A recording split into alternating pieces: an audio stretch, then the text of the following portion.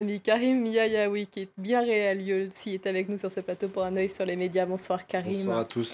Vous revenez sur ce discours hier de Barack Obama à la Convention démocrate. Alors c'est vrai que Barack Obama eh bien, a marqué les esprits. Il a en quelque sorte mis Hillary Clinton sur la rampe de lancement puisque c'est le jour J pour la candidate démocrate.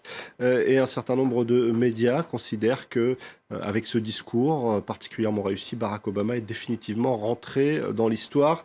Il y a le site internet du San Francisco Chronicle qui explique qu'il a réussi un tour de force. Dans ce discours, on a un bilan, on a le soutien à Hillary Clinton et on a les critiques adressées à Donald Trump.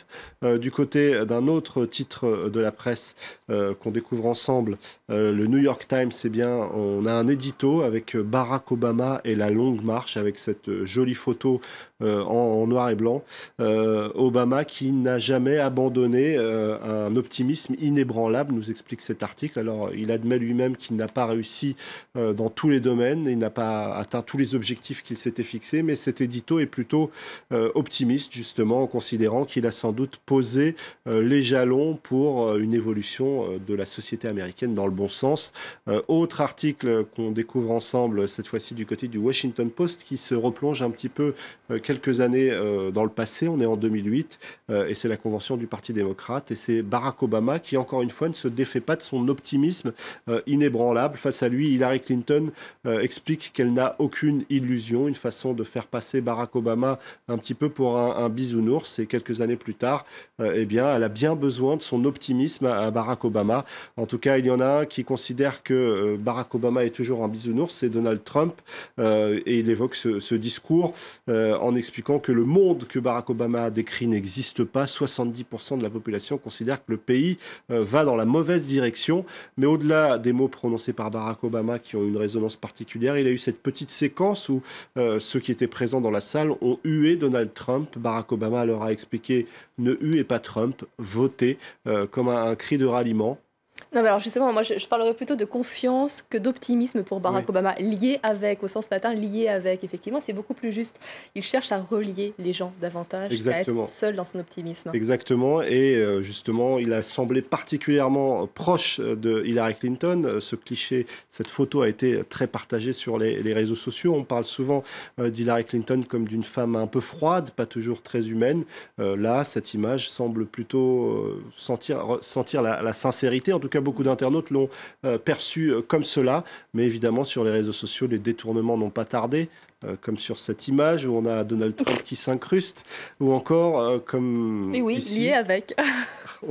et cette fois-ci, on a bien du mal à retrouver Hillary et Barack qui sont dans le coin lors de cette soirée qui ressemble à un bal Quart de d'heure promo. américain.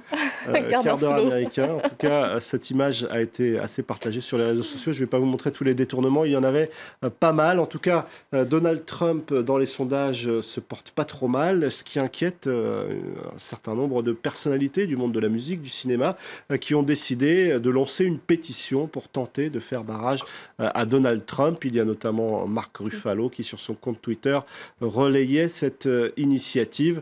Il y a aussi l'inquiétude d'un homme plutôt connu aux États-Unis, Michael Moore, qui écrit un texte plutôt pessimiste. Lui, 5 raisons pour lesquelles Trump va gagner. Des arguments selon lesquels tous les républicains qui ont fait face à Trump et qui ont développé des arguments logiques n'ont pas réussi à lui barrer la route. Ça ne signifie pas qu'Hillary Clinton n'y parviendra pas. Trump, un vote émotionnel, ce serait intéressant.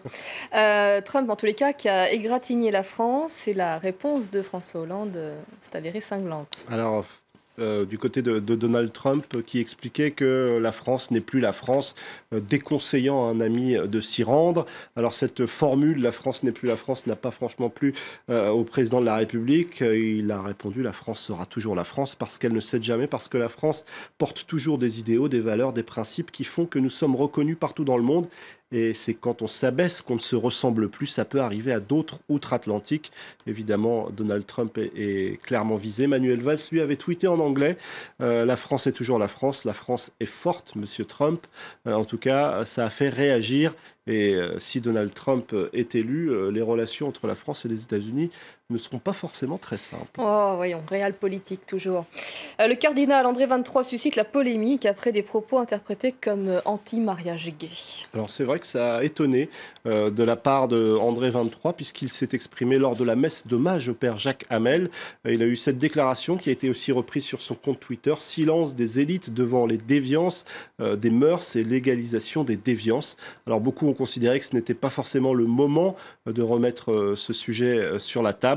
Il y a eu de très nombreuses réactions hostiles au cardinal 23, comme celle d'Esther Benbassa. La phrase indigne, écrit-elle.